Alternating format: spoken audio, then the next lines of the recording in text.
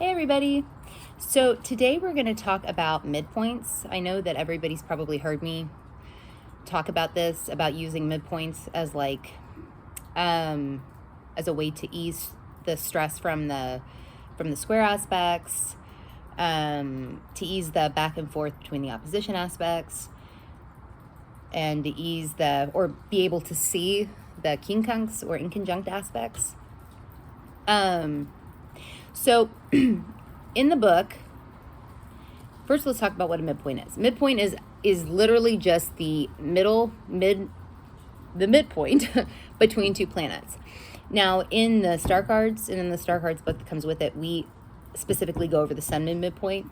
This is probably one of the most important midpoints because it's where the sun and the moon, where the masculine and the feminine, where they merge together in your chart, where they blend, where they come together. So it's very, very, very important. But you can do midpoints. You can find the midpoint between any planet, any two planets. Now, I might think that the planets that actually, you can do them with planets that are aspecting one another. You can do it with planets that aren't aspecting one another. I would probably think to do the ones in aspect first, except the sun moon. I would do the sun moon midpoint regardless if it's aspecting or not. But I don't know, let's say you've got the Sun and Mars and you wanted to know the midpoint between the two, but they don't aspect each other. You could still do that.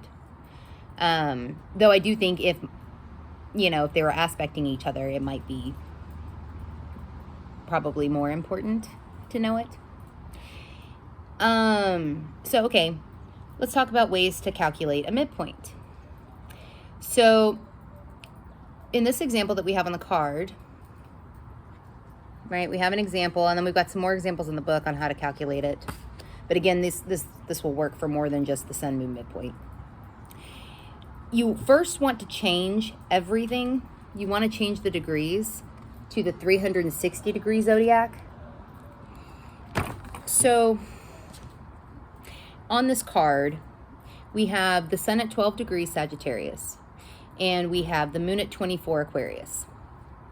So with Sagittarius being with the sun at 12 Sagittarius, the Sagittarius degrees are from 240 to 270, or from 240 to 269, whatever. So you would then change 12 Sagittarius to 252. And then for Aquarius, 24 degrees Aquarius, where the moon is, you would then change that to 324. Because the Aquarius degrees are from 300 to 330. Or to 329, 59, So that would then make... So then what you would do is you would want to add 252 plus 324. You get 576. Then what you would do is you would divide 576 by 2, which gives you 288. Then you would look at the 360 degree zodiac table to find where 288 falls. 288 is in the Capricorn degree, is a Capricorn degree, specifically 18 degrees Capricorn. So that tells you that the sun moon midpoint in this example is at 18 degrees Capricorn. So that lets you know that specific place in your chart is really important, right? Because that's where your sun moon midpoint is. Or in this example, that's where it is. You can add in the minutes to this if you want to. You don't have to. We did on the card to make it more precise, but you don't have to. You could always just do the degrees, change the degrees. It's a little bit more of a rough estimate, but it's pretty close. You can do that, and I think you'll be fine. It won't fuck with it. I think it'll be okay. But if you want to get more precise, you do want to add in the minutes as well. And we do on the card, so you can see how to do that as well. Now, the Sun and Midpoint, specifically, you want to look at that place in the chart regardless of if it is conjunct a planet or anything like that, right? If it's conjunct a planet, though, or a major angle, or, you know, the ascendant, the IC, the descendant, the midheaven, it makes that Sun Moon midpoint even more powerful, if you will, or even more prominent, let's say. Conjunct the north or south node, things like that will make it more prominent. Now, I would use a pretty tight degree of orb here. I wouldn't make this real loose because the Sun Moon midpoint is a hypothetical point. I would keep it tighter. I would definitely keep it tighter. Though I won't really put a number on it just because whatever is tight to you is what you should use, I guess. We have what perhaps should be started with in the Star Cards book, but if you've got a certain degree that you like to start with hypothetical points, perhaps start with that and then move it in. But you can literally do midpoint work with anything. I mean, you could look at, and they all kind of have different meanings. So like, okay, like that's a Sun Moon midpoint. Let's say you wanted to look at the Sun and Mars midpoint, showing where your life force, your vitality, your ego blends with your drive, with your passion, with even your aggression or anger. That, you know, if you were curious about how those two blend together, look at that midpoint. I mean, you can literally look at any of them. Now, I find that these also become important in synastry or in transits even. Now, they can become important for transits. I mean, if certain planets transit midpoints that appear to be specifically important in your chart, and that is a little different for everybody. Now, the Sun Moon midpoint will be important for everybody. But, you know, certain people might have, you know, for somebody, their, I don't know, their Moon Venus midpoint might be really super important. And then for somebody else, it might really not be that important. The midpoints that are really important in your chart, when planets transit, those, and I would stick with conjunctions here. I just would. I know I've said this before. I do think conjunctions are probably the most important of all the aspects. That doesn't mean the other ones are not important, but I do tend to, find them to be more important than, they tend to be what my eye goes to first, aspect-wise. You might be like, well, they're not most important to me, and that's fine. They don't have to be. But for this, I don't know. It's just because it's the blending. We're talking, midpoints are blending, right? They're a blending of energy. So to me, it makes the most sense when working with them that you'd want to focus on conjunctions, because conjunctions are also blending. To me, this makes the most sense. So anytime a transit planet is transiting a midpoint that's specifically important to you, to your chart, it might activate it, right? Might light it up. Also in synastry, this can happen if you've got a particularly important midpoint in your chart. Somebody's Venus could light it up. Somebody's Sun could light it up. Somebody's Mars could light it up. Look at that too. You don't have to go crazy with midpoints. I'm not telling you to go crazy with them, because you can really go fucking crazy with them if you want to, because there are so many, right? I would focus on the ones that are most important in your chart. Sun, Moon, midpoint, of course, but the other ones that are important in your chart. And I think the more you learn to read, the more you'll kind of figure out what those are.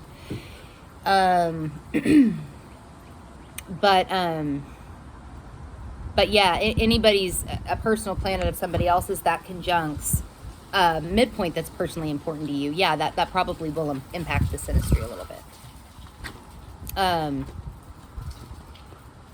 So yeah, I would definitely look into that. This stuff is important. And the way that it eases, like I started out saying, how midpoints can help to ease square tension. The square, for instance, it's two planets that are they've got tension with one another. They're kind of pulling, not in the way that opposition pulls, like a back and forth, like a trine to balance, but the square, I don't think of it, they're not trying to balance most of the time, they're going, and there's just tension. They're not trying to balance. So the midpoint for this one specifically feels very important, because by house and by sign, it can give you an idea of where to maybe focus that tension to make it easier to handle. Like, let's say you had Moon square Venus. Say Moon is in Leo, Venus is in Scorpio. So those two planets, they're burning the candle at different ends, at both ends, different.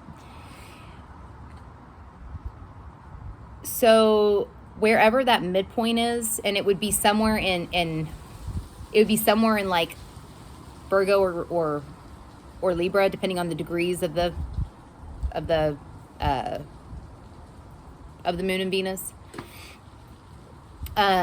Wherever that is by sign and house can give you an idea of how to what area of life you could focus on with those energies to bring them together instead of them trying to tear each other apart. Same thing with sign by how they could best do this. Now, if a midpoint for a square, say, conjuncts a natal planet, that actually, it gives you an even clearer way, like what energy needs to be, it just gives you a clear vehicle, because planets are actual real things, whereas the midpoints are hypothetical. So it gives you a tangible thing to a tangible what, if that makes sense. Since the planet is what energy needs to be expressed, the house is where or what area of life, and the sign is how. So I would definitely look at that, and I would look at the midpoint. I mean, you can look at the midpoints between any of them. I do find that they can help ease things between the square aspects, the inconjuncts or quincunx aspects, and the oppositions. But if you've got planets in opposition and you're looking at a midpoint, depending on how bang on that opposition is, you might actually have two midpoints, which could be helpful because it would give you two different ways to filter the energy. And if that's the case, I would definitely look, if any of them happen to, if any of those houses or signs happen to have like a planet and it's conjunct one of those midpoints, I might really work with that one over the other midpoint, just because there is a tangible what energy that the midpoint can kind of latch onto to express through. But yeah, so that's just a little bit on midpoints. There is a book, I believe it's called, I have it, I don't have it with me out here. I think it's called Combinations of Stellar Influences, I think, by Ebhart. It goes into a bunch of different things about midpoints. I'll check myself when I put the stuff down below this video to make sure that's right, because I might have just butchered that. Sorry if I did. I'll correct myself if I did. But that's an interesting one to check out in regard to midpoints. Should have fucking brought it outside. Anyway, I'm gonna get going. But if you're watching this on Instagram, follow us on, or subscribe to us on YouTube. So you can search for us at Let's Fuck with Astrology in the search bar. If you're watching this on YouTube, you can find us at Let's Fuck with Astrology on Instagram. I am at Saturn Season Astrology on Instagram. Natalie is at Abaturno Astrology on Instagram.